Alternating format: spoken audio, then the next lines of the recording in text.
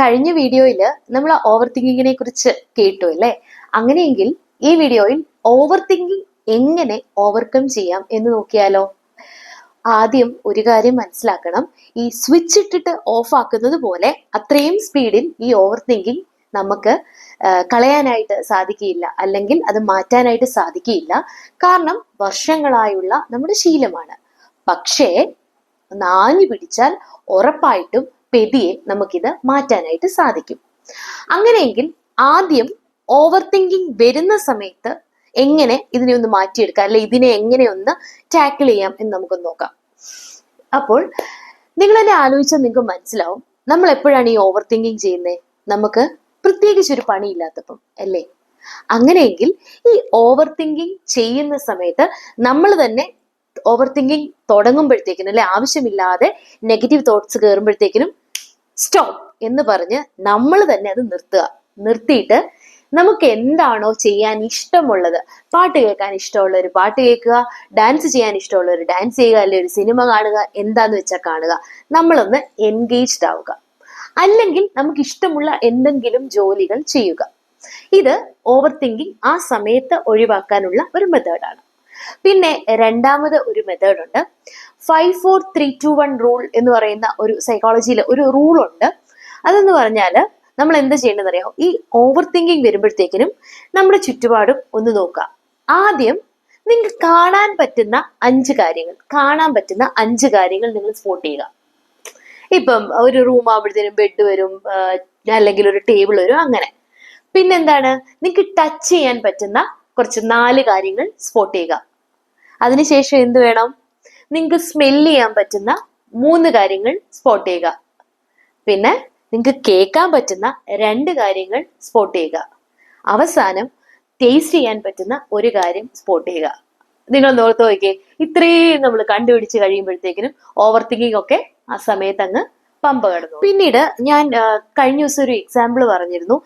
നമ്മുടെ മകനോ ഹസ്ബൻഡോ മകളോ ആരും ആയിക്കോട്ടെ, അവർ ബൈക്ക് എടുത്ത് പോയി കഴിഞ്ഞാൽ, ലേറ്റ് ആയി കഴിഞ്ഞാൽ അയ്യോ ആക്സിഡന്റ് ആയോ, ഇങ്ങനെയൊക്കെ നമ്മൾ ചിന്തിക്കാന്ന് വെച്ചോ. അതിന് പകരം ഈ നെഗറ്റീവ് ചിന്തിക്കുന്നതിന് പകരം തിരിച്ചൊന്ന് ചിന്തിച്ചു നോക്കിയേ. ചിലപ്പോൾ അവൻ അവന്റെ ഫ്രണ്ടിനെ കണ്ടു കാണും, സംസാരിച്ച് നിൽക്കുമായിരിക്കും, അവന്റെ ഫോൺ ചാർജ് ഇല്ല, സ്വിച്ച് ഓഫ് ആയി കാണും. ഇങ്ങനെ നെഗറ്റീവ് തോട്ട്സിനെ നിങ്ങൾ തന്നെ പോസിറ്റീവ് ആക്കി മാറ്റിയെടുക്കണം. അല്ലെങ്കിൽ അവൻ ഫ്രണ്ടിന്റെ കൂടെ ഒരു ചായ കുടിക്കാൻ പോയി, അത്രേ ഉള്ളൂ, അങ്ങനെ ചിന്തിക്കുക. പിന്നീട് ചെയ്യാൻ പറ്റുന്ന ഒരു കാര്യം, ഇതുപോലെ തന്നെ കഴിഞ്ഞ വീഡിയോയിൽ ഒരു എക്സാമ്പിൾ പറഞ്ഞിരുന്നു, കയ്യിൽ എന്തെങ്കിലും ഒരു ചെറിയ മുഴ വരിക, പെട്ടെന്ന് എന്തായിരിക്കും പേടിക്കുക? ഓവർ തിങ്കിങ് ഉള്ളവര് അയ്യോ ക്യാൻസർ ആയിരിക്കോ. അപ്പം ഇങ്ങനെയൊക്കെയുള്ള കേസുകളിൽ അറ്റ് ദ ഏർലിയസ്റ്റ്, പേടിയുള്ളവർ എപ്പോഴും പേടിച്ചുകൊണ്ടിരിക്കും. അതുകൊണ്ട് അറ്റ് ദ ഏർലിയസ്റ്റ് നിങ്ങൾ എന്ത് ചെയ്യണം? എന്തെങ്കിലും ഒരു ആക്ഷൻ എടുക്കണം ഇതിനെ സോൾവ് ചെയ്യാനായിട്ട്. ഫോർ എക്സാമ്പിൾ, ഇപ്പൊ കയ്യിലൊരു ഇത് വന്നു, നിങ്ങൾക്ക് നല്ല ഓവർ തിങ്കിങ്ങോ പേടിയുള്ള ആളാണെങ്കിൽ എന്ത് ചെയ്യണമെന്ന് അറിയാം? പെട്ടെന്ന് ആ സ്പോട്ടിൽ തന്നെ നിങ്ങൾ പോയി ഡോക്ടറെ കാണുക. അപ്പം അത് കണ്ടു കഴിയുമ്പോൾ പ്രശ്നമൊന്നും ഇല്ലാന്ന് അറിഞ്ഞു കഴിയുമ്പോൾ അതങ്ങ് തീരത്തില്ലേ? അതും ഒരു നല്ല മെത്തേഡാണ്. ഇപ്പൊ നമ്മൾ പറഞ്ഞത് ഓവർ തിങ്കിങ് ആ സ്പോട്ടിൽ എങ്ങനെ കൈകാര്യം ചെയ്യാമെന്നാണ്. അങ്ങനെയെങ്കിൽ എങ്ങനെ ഈ ഓവർ തിങ്കിങ് നമുക്ക് മാറ്റിയെടുക്കാം? ഗ്രാജുവലിയേ പറ്റുള്ളൂ, എങ്കിലും നമുക്കിത് മാറ്റിയെടുക്കാനായിട്ട് പറ്റും. ആദ്യം നിങ്ങൾ മനസ്സിലാക്കേണ്ട കാര്യം, നിങ്ങൾക്കിപ്പോ ഒരു 30 വയസ്സുള്ള വ്യക്തിയാണെന്ന് ഇരിക്കട്ടെ, ഒരു കുറഞ്ഞതൊരു 10-15 വർഷം അല്ലെ 20 വർഷത്തോളം നിങ്ങൾ ഓവർ തിങ്ക് ചെയ്ത് കുറേ കാര്യങ്ങൾ ഓവർ തിങ്ക് ചെയ്ത് ഗസ് ചെയ്ത് വിഷമിച്ചിട്ടില്ലേ? പക്ഷെ അതിൽ എത്ര ശതമാനം പ്രശ്നങ്ങൾ നിങ്ങൾ ഫേസ് ചെയ്യേണ്ടി വന്നിട്ടുണ്ട്? ശരിയല്ലേ ഞാൻ പറയുന്നത്? വെറുതെ വിഷമിച്ച് കുറേ ദിവസങ്ങളും കുറേ നല്ല സമയങ്ങളും ഒക്കെ നിങ്ങൾ പാഴാക്കിയിട്ടില്ലേ? അപ്പം മനസ്സിലാക്കുക, ഈ ഓവർ തിങ്കിങ് എന്ന് പറയുന്നത് നിങ്ങളുടെ ഗസ് മാത്രമാണ്. നടക്കാതിരിക്കാം. അതുകൊണ്ട് എന്ത് ചെയ്യണം? വെറുതെ ഊഹിച്ച് സമയം കളയരുത്. കാരണം അത് നിങ്ങളുടെ മെന്റൽ ഹെൽത്തിനെയാണ് കില്ല് ചെയ്യുന്നത്. ഇതാണ് പെതിയെ സ്ട്രെസ്സും ആങ്സൈറ്റിയും ഡിപ്രഷനും ഒക്കെ ആയിട്ട് വരുന്നത്. നിങ്ങളുടെ ഫിസിക്കൽ ഹെൽത്തിനെയും മെന്റൽ ഹെൽത്തിനെയും എല്ലാം ഇത് ബാധിക്കും. അതുകൊണ്ട് നമുക്ക് ഇത് പെതിയെ ഒന്ന് സ്റ്റോപ്പ് ചെയ്യാം. പിന്നീട് നമ്മൾ മനസ്സിലാക്കേണ്ട ഒരു കാര്യം എന്ന് വെച്ചാൽ, സംഭവിക്കാനുള്ളത് എപ്പോഴാണേലും സംഭവിക്കും. ഫോർ എക്സാമ്പിൾ, നമ്മളിങ്ങനെ കേട്ടിട്ടുണ്ട്, വീടുകളിലൊക്കെ പണ്ടൊക്കെ പറയുമായിരുന്നു, എൻ്റെ വീട്ടിലൊക്കെ പറയുമായിരുന്നു, എന്തെങ്കിലും നല്ല കാര്യം നടക്കുമ്പോൾ അതിനു മുന്നേ ഒരു ചീത്തക്കാര്യം നടക്കും എന്ന് പറയുമായിരുന്നു. അപ്പം നമ്മൾ ഈ നല്ല കാര്യം നടക്കുന്നതിന് 1 മാസം മുന്നേ ഇങ്ങനെ ചീത്തക്കാര്യം നടക്കും എന്നും പറഞ്ഞ് പേടിച്ചായിരിക്കും ഇങ്ങനെ ഓരോ ആ നല്ല കാര്യം നടക്കുന്നവരെ ഇങ്ങനെ പോകുന്നത്. ചിലപ്പോൾ ഒന്നും സംഭവിക്കില്ല, വെറുതെ ആ 1 മാസം കളയേണ്ട കാര്യമുണ്ടോ?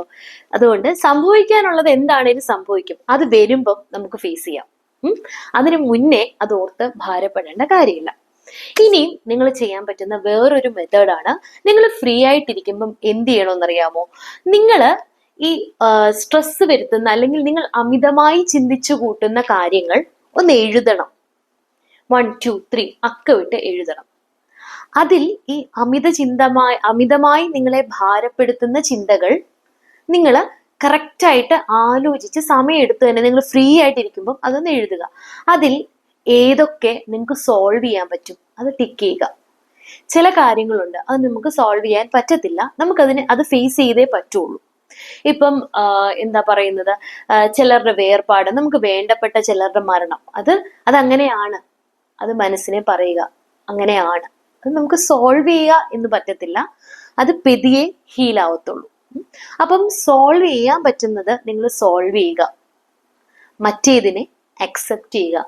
അപ്പം തന്നെ പകുതി ചിന്താഭാരം നിങ്ങൾക്ക് കുറയും. ഈ സജഷൻസ് ഒക്കെ നിങ്ങൾക്ക് ഇഷ്ടപ്പെട്ടെങ്കിൽ, ഇത് ഇഫക്റ്റീവ് ആണെങ്കിൽ നിങ്ങൾ ഒന്ന് ചെയ്തു നോക്കണം, ചെയ്യുകയും വേണം. അതോടൊപ്പം തന്നെ ഒന്ന് കമന്റ് ചെയ്യുകയും ചെയ്യണേ.